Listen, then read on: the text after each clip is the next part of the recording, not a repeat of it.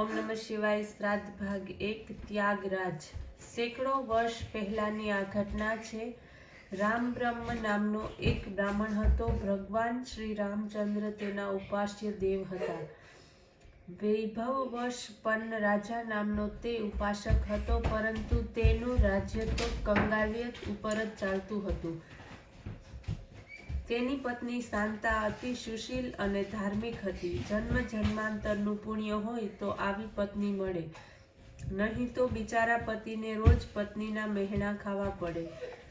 રામ બ્રહ્મ અતિ કંગાલ હતો. ઘણી વખત તો 3-4 દિવસ સુધી દાંતને અને અન્નને વેર રહેતું. સખત કડાકા થતા, પરંતુ હસતે મુખે શાંતાને નમાવતી. ઘરમાં અનાજ આવે તે રાંધીને પહેલા પતિને જમાડતી, પોતે ભૂખી રહેતી. ગોળનો કકડો ખાઈ, પાણી પી મન વાળતી. આ રીતે તો ઘણીવાર અઠવાડિયાના ઉપવાસ પણ ખેંચી કાઢતી. આવા ઉપવાસ શાંતાને કોઠે પડી ગયા હતા. એક દિવસ જમતા જમતા રામ બ્રહ્મે શાંતાને કહ્યું, હમણાં તું મને જમાડે છે, પરંતુ તું કાંઈ જમતી નથી. શાંતા કહે, ના રે ના, એવું કાંઈ નથી. તમે તમારે શાંતિથી જમી લો ને. આજે તો આપણે સાથે જ જમીશું. રામ બ્રહ્મે તેને જમાડવાનો આગ્રહ ચાલુ રાખ્યો. બંને જણા પેટ ભરીને જમે તેટલું રાંધ્યું ન હતું. અનાજ ઘરમાં હોય તો રાંધે ને. બંને સાથે જમવા બેસે તો પોતાનો પતિ પેટ ભરીને જમી નહીં શકે એ ડરથી શાંતા ખચકાઈ. પતિને શે જવાબ આપવાની તે સૂઝ્યું નહીં, એટલે ફટ દઈને કહી નાખ્યું કે હું તો જમી છું. પોતે ભૂખી રહી પતિને પ્રેમથી જમાડે અને પતિ આનંદથી જમે તે જોઈ તેનું પેટ ભરાય એવી સ્ત્રી ફક્ત ભારત દેશમાં જ જોવા મળશે. પોતાનું વ્યક્તિત્વ તેને સંપૂર્ણ રીતે પતિમાં ભેળવી નાખ્યું હોય, પોતાનું આગવું વ્યક્તિત્વ તેણે રાખ્યું જ નથી.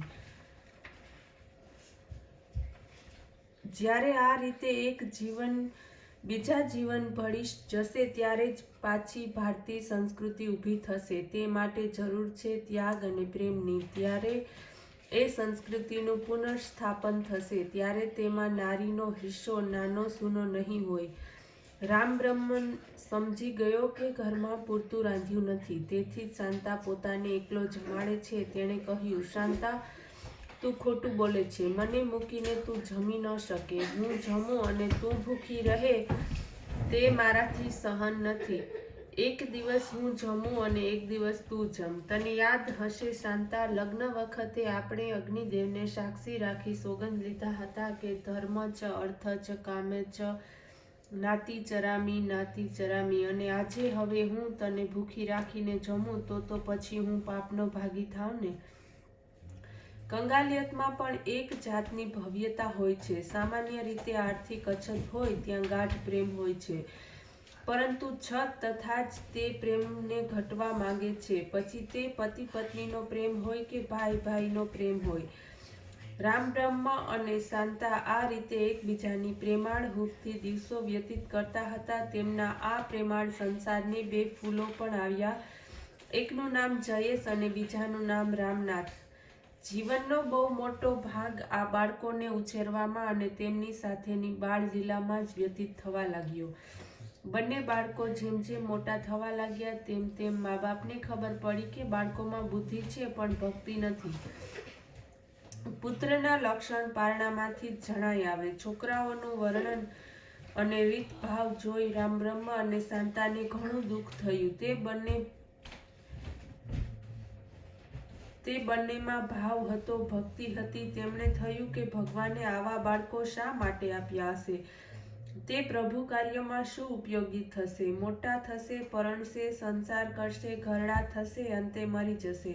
આ તે કાંઈ જીવન છે? જન્મીને પ્રભુના કાર્યમાં ઉપયોગી ન થવાય, જીવન ધારણ કરી ભગવદમય જીવન ન જીવાય તો આ સૃષ્ટિમાં જન્મ લેવો નિરર્થક છે. તો પછી માનવી અને પશુમાં ફરક જ ક્યાં રહ્યો? શાંતા પોતાના આરાધ્ય દેવ ત્યાગરાજ પાસે ગઈ અને કહે, ભગવાન, તે મને પુષ્કળ ભાવ આપ્યો છે, પણ મારી પાસે બુદ્ધિ નથી, પૈસો પણ નથી કે જેથી હું તારું કાંઈ કાર્ય કરી જીવન કૃતાર્થ કરું. હું તારા કાર્યમાં બીજી તો કાંઈ રીતે ઉપયોગી થાઉં, પરંતુ ભગવાન તું મને એવો છોકરો આપ કે જે તારું કાર્ય કરે. મારું લોહી રેડી તેને મોટો કરીશ. પ્રભુ, હું બ્રાહ્મણ છું, પણ મને આપવાનો મોહ છે. બીજું તો હું શું આપું, પણ મારા લોહીની મોટું થયેલું બાળક તારા ચરણે ધરું, તારા કાર્યમાં ઓળઘોળ કરું, એ જ અભિલાષા છે. શાંતાની અંતઃકરણની પ્રાર્થના ભગવાને સાંભળી. તેને પુત્ર થયો. તેનું નામ ત્યાગરાજ રાખ્યું. તે જન્મ્યો તે દિવસથી જ કુટુંબના દિવસો સુધારવા લાગ્યા. અછતના દિવસો ન રહેતા હવે થોડી થોડી છત થવા લાગી. આજ સુધી માતૃ વાત્સલ્યથી શાંતાએ બંને છોકરાઓને ઉછેર્યા હતા, પરંતુ ત્યાગરાજ તો તેનો પ્રસાદ પુત્ર હતો. તેને ઉછેરવામાં હું ભગવાનની સેવા કરું છું એમ તે સમજતી, અને તેથી જ તો તેનો બાળ ઉછેર પણ ભગવત ભક્તિ બની. ત્યાગરાજ મોટો થયો. 8મે વર્ષે તેને જનોઈ આપી. હવે અભ્યાસ માટે તેને પોતાનાથી છૂટો કરવો પડશે એ વિચારથી રામબ્રહ્મા અને શાંતાને ઘણું દુઃખ થયું, પરંતુ તેમ કર્યા વગર બીજો કોઈ રસ્તો પણ ન હતો. છોકરાને બહુ દૂર વિદ્યા અભ્યાસ માટે જવાનું છે. પોતે કંગાળ છે. આવવા જવા માટે કાંઈ વાહન નથી. ઘોડાગાડી પણ કોની પાસે માંગે? આ વિચારથી બંનેના મન વ્યથિત થયા. રામબ્રહ્મે ત્યાગરાજને પાસે બોલાવ્યો. પ્રેમથી વાંસે હાથ ફેરવી કહ્યું, બેટા, તું પુષ્કળ ભણજે. હું ભણ્યો નથી તે ખામી તું દૂર કરજે. તું સંગીત ભણજે. તે ભણ્યાથી તારી વિદ્યા લોકોમાં લઈ જવી વધુ સુગમ થશે. વેદાનામ સામ વેદોસ્મિ એમ ભગવાનને પણ ગીતામાં કહ્યું છે. તેથી તું સંગીત પણ ભણજે. આવતીકાલે ત્યાગરાજ તપોવનમાં જવાનો. મા બાપની આંખમાં ઊંઘ નથી. આ ઉંમરે તપોવનમાં જશે તે ઠેક 25 વર્ષની ઉંમર થતા સુધી તે પાછો આવવાનો ન હતો. મા બાપને કેટલું દુઃખ થયું હશે, પરંતુ દીકરા ઉપર સંસ્કાર પાડવા હોય તો તે દુઃખ પણ સહેવું જ રહ્યું. નાના નાના કુમળા કુમળા હાથે મારો બાળ ત્યાગરાજ કપડાં ધોતો હશે, રસોઈ કરતો હશે અને વાસણ પણ માંજતો હશે. શાંતાની આંખ સામે તપોવનની 8 દિવસની દિનચર્યા આવી. પથારીમાં ત્યાગરાજ સૂતો હતો. તેના વાળમાં વહાલથી હાથ ફેરવતી શાંતા બેઠી હતી. આ દ્રશ્યોથી તેનું માતૃ હૃદય વલાઈ ગયું. પોતે ગરીબ હતી. ત્યાગરાજને તપોવનમાં મોકલવા તેની પાસે કાંઈ સાધન પણ ન હતું. કોને ખબર 15 વર્ષ પછી ત્યાગરાજ પાછો આવશે ત્યારે પોતે જીવતી પણ હશે કે નહીં. તેની આંખમાંથી ટપ ટપ આંસુ પડવા લાગ્યા. ત્યાગરાજના લાલ ગાલ ઉપર માની આંખમાંથી નીકળેલા 2 આંસુ પડ્યા. તે ઝબકી ઉઠ્યો. જોયું તો બા રડે છે. બા, તું કેમ રડે છે? હું જવાનો છું તેથી રડે છે? તો મારો વિદ્યા નથી ભણવી, અને રડાવીને વિદ્યા ભણવાની શી જરૂર છે? તને રડાવીને વિદ્યા લેવાની? ના બા, હું નહીં જાઉં. પોતાના પુત્રનો પ્રેમ જોઈને શાંતાએ તેને હૈયા સરસો ચાંપ્યો. લાડથી તેના માથામાં હાથ ફેરવતા કહ્યું, બેટા, તું તપોવનમાં જાય છે તેથી મને આનંદ થાય છે. તેના જ તો આ આંસુ છે. ચારે દિશાઓમાં તારું નામ પંકાય. તું પ્રભુને ગમે અને બધાની જીભે તારું જ નામ રમતું હોય એ દિવસથી હું રાહ જોઉં છું. તે દિવસે મને ખૂબ જ આનંદ થશે. તેની આંખો દૂરના ભવિષ્ય તરફ મંડાઈ રહી. પણ બા, મને તારી પાસે ન રાખીને ભણાવને. નાનકડો ત્યાગરાજ બાનું દુઃખ સમજ્યો હતો. દીકરા, તને ખબર છે, મા બાપ પાસે રહીને છોકરાઓ ભણી ન શકે. તેમના લાડથી છોકરા બગડી જાય, તેમનો જીવન વિકાસ રૂંધાઈ જાય. એટલા માટે ગુરુના ઘેર જવું જ જોઈએ. માએ પોતાના મમત્વની પકડ ઢીલી કરવા માંડી. ત્યાગરાજ, તેને તો ખબર પડે છે કે બેટા, આપણી પાસે વાહન નથી. હું તને મળી શકીશ નહીં. હું તપોવનમાં તારી ખબર પૂછવા પણ નહીં આવી શકું. પરંતુ તેનો અફસોસ ન કરતા તું વિદ્યા ભણજે, સારો થજે અને ડાયો થઈને રહેજે હો. તારા પિતાની વૃત્તિ બહુ જ સારી છે, ભાવ પણ સારો છે, પરંતુ પરિસ્થિતિ વસાત તે વિદ્યા મેળવી શક્યા નથી. પ્રભુ કાર્યમાં બાધક છે, પણ તું તો ખૂબ વિદ્યા ભણજે. તારા ગુરુનો પ્રેમ સંપાદન કરજે. બેટા, તારા ગુરુ એ જ તારી બા છે એમ માનજે. તેમને પ્રેમ આપી તેમનું બધું કામ કરજે, પરંતુ મારી પાસે હઠ પકડે છે તેમની પાસે હઠ પકડતો નહીં. બોલતા બોલતા શાંતાનું દિલ ભરાઈ આવ્યું. અંદરની ભાવના આંખોમાં આંસુ રૂપે વ્યક્ત થઈ અને તેણે વધુ જોરથી ત્યાગરાજને પોતાને હૈયા સરસો ચાંપ્યો, એમ સમજીને કે આજનું વહાલું છેલ્લું હતું. આજનો આ બાળ ત્યાગરાજ આ રૂપમાં એને અંતિમ વાર મળતો હતો. પાછો એને આ રૂપમાં તો જોવા નહીં મળે. બીજા દિવસે રામ બ્રહ્મ ત્યાગરાજનો હાથ પકડી તેને ભગવાનના મંદિર પાસે લાવ્યો. ત્યાગરાજે ભગવાનને પ્રણામ કર્યા. પાસે બા ઊભી હતી. હાથમાં ઘીની દીવી હતી. નાની થાળીમાં કુમકુમ અને અક્ષત હતા. પોતાના હૈયાના ટુકડાને અનિમેષ નેત્રે જોતી હતી. ત્યાગરાજે શાંતાને પ્રણામ કર્યા. તેના બંને પગને વળગી પડ્યો. તેની આંખો માતૃવિયોગને લીધે આંસુથી છલકાઈ ગઈ. હવે માના આ લાડ, માનું આ વહાલ તેને પાછું મળવાનો નથી. તેને ખાતરી થઈ. શાંતાએ તેને ઉઘાડી ખૂબ જ વહાલથી આલિંગન આપ્યું.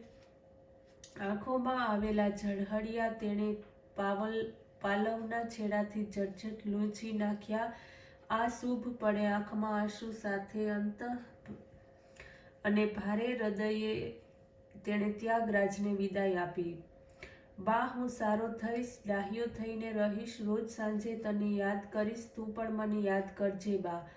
ગડગડા સાદે તેણે પોતાની બાને સાંત્વન આપ્યું. રામ બ્રહ્મે આંખમાં ભરાયેલા આંસુને લૂછી નાખ્યા. ત્યાગરાજ તેને રામ બ્રહ્મ શાંતાની વિદાય લીધી.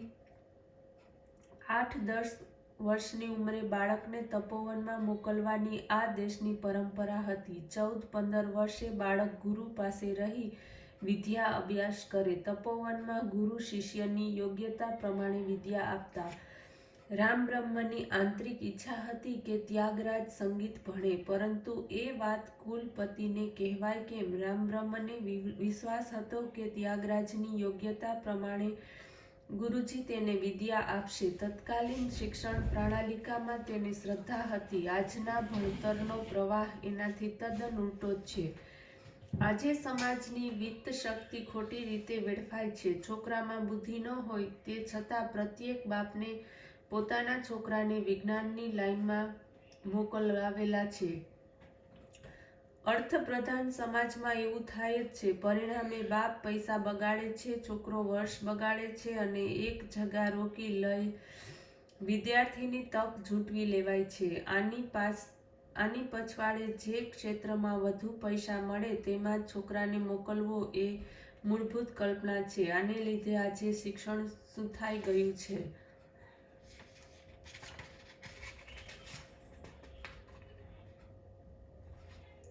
રામ બ્રહ્મ અને ત્યાગરાજ તપોવનમાં આવ્યા અને કુલપતિને નમસ્કાર કર્યા. રામ બ્રહ્મે કુલપતિને કહ્યું, ગુરુદેવ, આજથી આ બાળક આપનો જ છે. ત્યાગરાજને ગુરુદેવને સોંપી વિદાય લેતા રામ બ્રહ્મે કહ્યું, બેટા, ગુરુની સેવા કરજે અને પુષ્કળ વિદ્યા મેળવજે. રામ બ્રહ્મે ભારી હૈયે આશ્રમમાંથી વિદાય લીધી.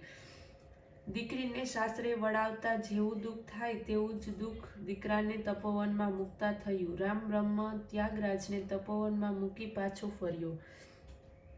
ત્યાગરાજ હોશિયાર અને બુદ્ધિશાળી હતો. પોતાની પ્રતિભાને તેણે સહાધ્યાયીઓના હૃદય જીતી લીધા. બધા સાથે તે હળીમળી ગયો. રોજ સાંજ પડે એટલે ડુંગર ઉપર ફરવા જાય. પોતાની બાની આકૃતિ નજર સામે લાવી બાને ભણાવેલા સ્તોત્રો મધુર કંઠે ગાય. આંખની સામે બા હતી, કંઠમાં મધુરિમા હતી અને ભાવપૂર્ણ હૃદય હતું.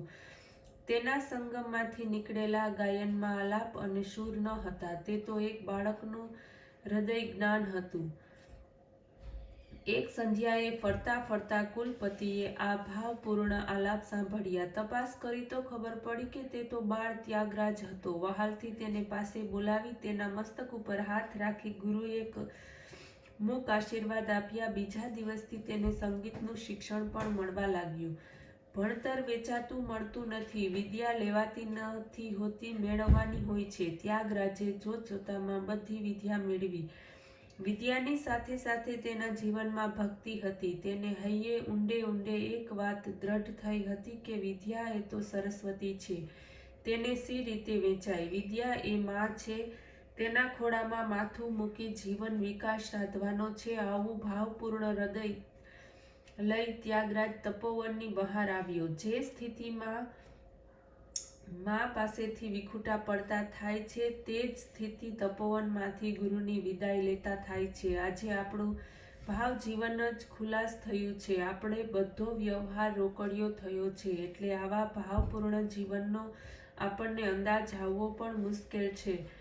ગુરુ શિષ્યના સંબંધ એ મા દીકરાના સંબંધ જેવા હોય છે. ગુરુ વહેલી સવારના શિષ્યને માથે હાથ મૂકી પ્રેમથી હાથ ફેરવે ત્યારે મોટા થવાનું છે અને હજુ તું સૂતો રહ્યો છે, ઉઠ બેટા, ઊભો થા. આટલો પ્રેમ આજે દીકરાને કોઈ દિવસ મળે છે? આ તો બધાને લાગે છે કે છોકરાને ભણવું હોય તો ભણે અને જ્યારે ઉઠવું હોય ત્યારે ઉઠે. પોતાના તપોવનમાં આવેલી વિદ્યાર્થીને વિદ્યા ન સમજાવતા ભગવાન સમજીને ગુરુ પ્રેમ આપતા હતા.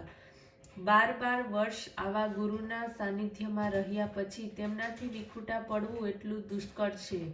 ભાવનાથી અંતઃકરણ ભરાઈ આવે એ સ્વાભાવિક જ છે. ત્યાગરાજને પણ ગુરુની વિદાય લેવી પડી. પોતાનો વહાલો શિષ્ય વિદાય લેવાનો છે, તેથી ગુરુની આંખમાં ઊંઘ નથી. બીજા દિવસે ભારે અંતઃકરણ ત્યાગરાજે ગુરુની વિદાય લીધી. યુવાન ત્યાગરાજને ઘેર આવેલો જોઈ રામબ્રહ્મ અને શાંતાને અનહદ આનંદ થયો.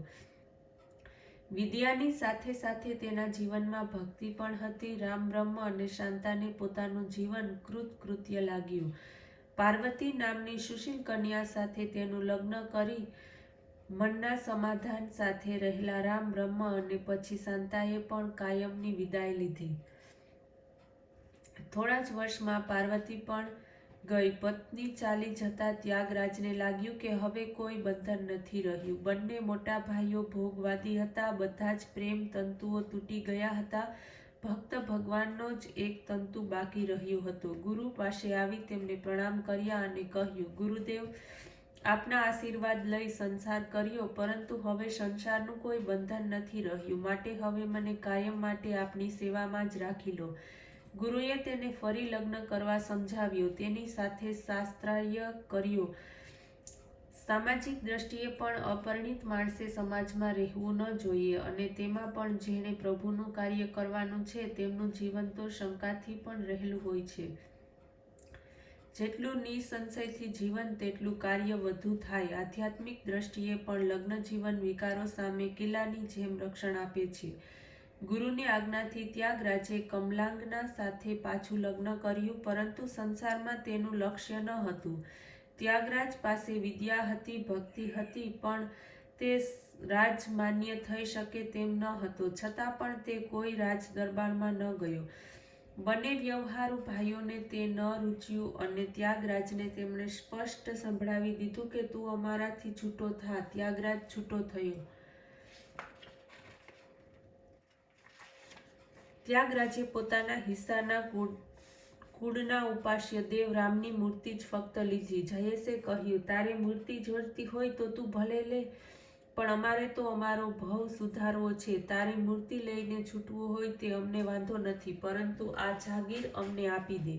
ભગવાન રામની મૂર્તિ અને તંબુરો લઈ ત્યાગરાજ અને કમલાંગનાએ બાપ દાદાનું ઘર છોડ્યું. કમલાંગના પતિના વિચારને સમજી ગઈ અને તે પણ પોતાના પતિની સાથે સાધકનું જીવન જીવવા લાગી. ફરતા ફરતા બંને યોગાનંદના આશ્રમમાં આવ્યા. તેમનું પવિત્ર અને ભક્તિમય જીવન જોઈ તેમને પ્રણામ કરી કહ્યું, પ્રભુ, ભગવાનનો સાક્ષાત્કાર થાય તેવો મંત્ર આપો. તેમણે કહ્યું કે જે રામનો તું ઉપાસક છે તે રામના 1 કરોડ જપ કર તું, તેથી તને ભગવાનનો સાક્ષાત્કાર થશે. ત્યાગરાજે પ્રણામ કરી યોગીના વચનમાં શ્રદ્ધા રાખી તે મુજબ જપ યજ્ઞ કરવાનો નિર્ણય કર્યો.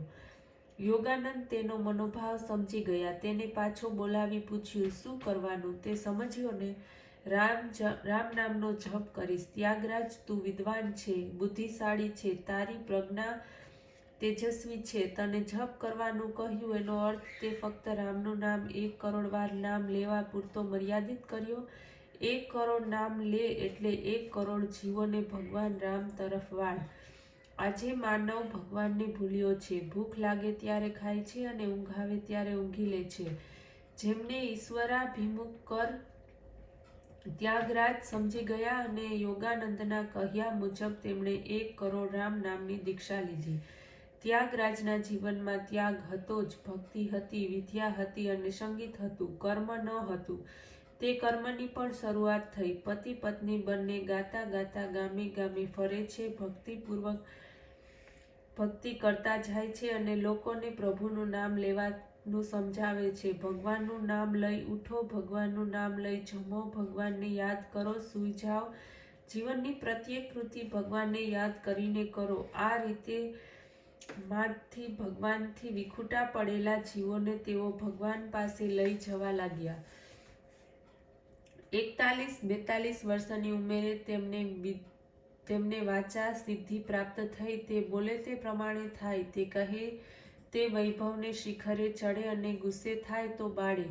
આવી ઋષિ તુલ્ય વાસા સિદ્ધિ પ્રાપ્ત કરતા જીવનમાં 40 વર્ષ વ્યતીત થયા, પરંતુ તે છોડતા તેમને 2 સેકન્ડ પણ ન લાગી. ગદગદ કંઠે ભગવાનને તેમણે કહ્યું, પ્રભુ, તારી કરુણાનો પાર નથી. મારે આવી સિદ્ધિ નથી જોઈતી. મને તારા ચરણ કમળમાં જગ્યા આપ. આ એક જ મારી પ્રાર્થના છે. જીવનમાં ભક્તિ છે, સંગીત છે, પ્રભુ કાર્ય છે. જેણે 1 કરોડ લોકોના જીવન બદલાવ્યા છે, આવો મહાન ભક્ત, તેને વાસા સિદ્ધિ મળતા તે પણ મારા ચરણે ધરી.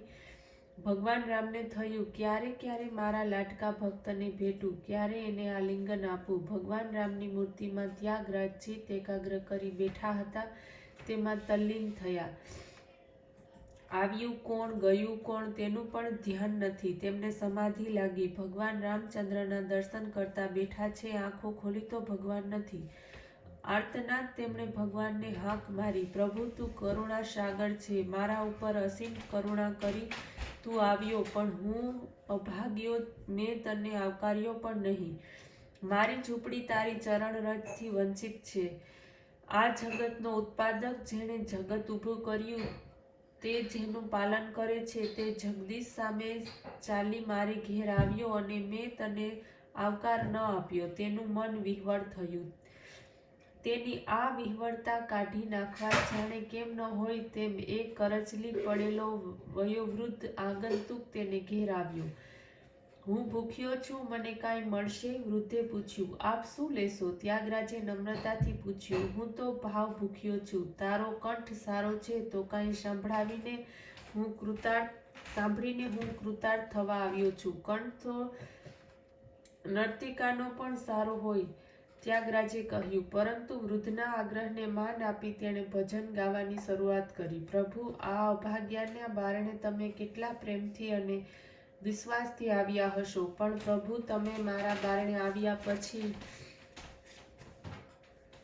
મેં તમને બેસવાનું આસન પણ ન આપ્યું. જેમ જેમ તે વૃદ્ધ ભજન સાંભળતો ગયો તેમ ત્યાગરાજના ભજનમાં પ્રેમ અને ભાવ વધતો ગયો. ભજન પૂરું થયું. ત્યાગરાજે ગડગડા અવાજે ભગવાનને નમસ્કાર કર્યા. આંખો ખોલીને જોયું તો વૃદ્ધ ત્યાં ન હતો.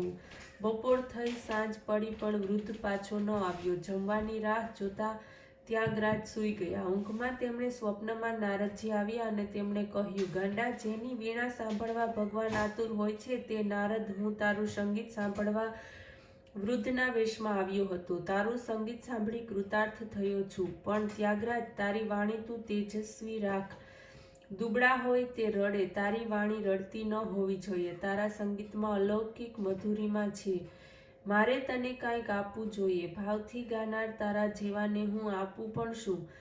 આ મહાન ભક્તને શું આપવું તેની નારદજીને પણ મૂંઝવણ થઈ. આખરે તેમણે કહ્યું, તને સ્વરણાવની પુસ્તિકા મળશે. તેમાં સ્વરને ભાષા આપવામાં આવી છે. આ પુસ્તકના પરિણામે ત્યાગરાજે સ્વરમાં જબરદસ્ત ક્રાંતિ કરી.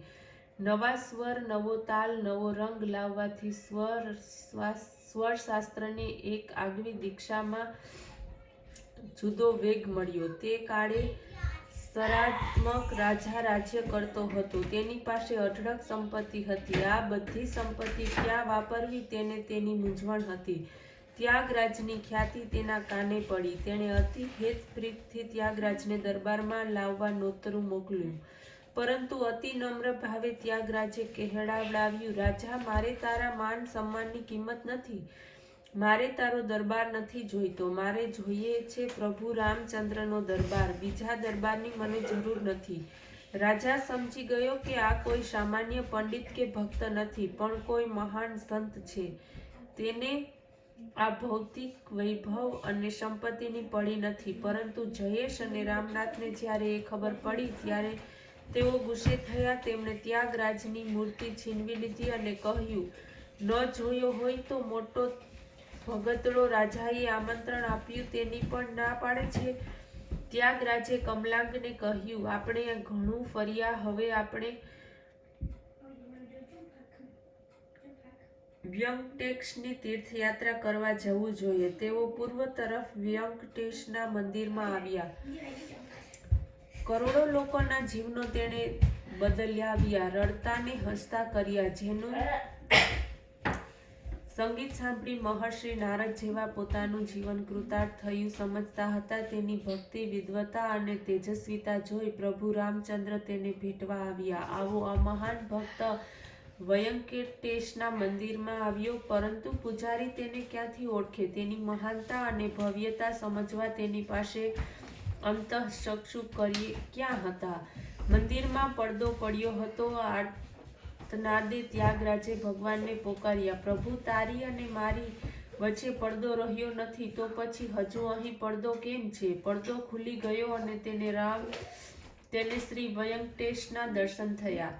પ્રભુની અસીમ કૃપાથી મળેલું એ જીવન તેમણે પ્રભુના ચરણે ધર્યું. જેમના જીવનમાં રામ ન હતો તેવા પશુનું જીવન જીવતા કરોડોના જીવનો તેમણે પાછા ઊભા કર્યા. તેમના જીવનમાં તે રામ લઈ ગયા. મળેલી વાસા સિદ્ધિને તેમણે પ્રભુ રામને ચરણે ધરી. તે મહાન ભક્તના જીવનના ઓતપ્રોત થયેલી કમલાંગના પોતાના છેલ્લા શ્વાસ સુધી ભક્તરાજના પડખે રહી અને એક દિવસ આ નશ્વર દેહ છોડી ચાલી ગઈ. પોષ વદ પાસમને દિવસે આ શ્રેષ્ઠ ભક્ત, શક્તિશાળી ભક્ત, ભાવયુક્ત ભક્ત પોતાની જીવનલીલા સંકેલી પ્રભુ રામચંદ્રના ચરણોમાં લીન થયા. પ્રભુ રામચંદ્રના નામથી કેટલાય પથ્થરો તેમણે તાર્યા. આપણે પણ આ મહાન ભક્તોનું અનુકરણ કરી આપણા જીવન પથ્થરોને ભગવાનને નામે તરવા દઈએ. અનંત પ્રણામ ત્યાગરાજને. ઓમ નમઃ શિવાય.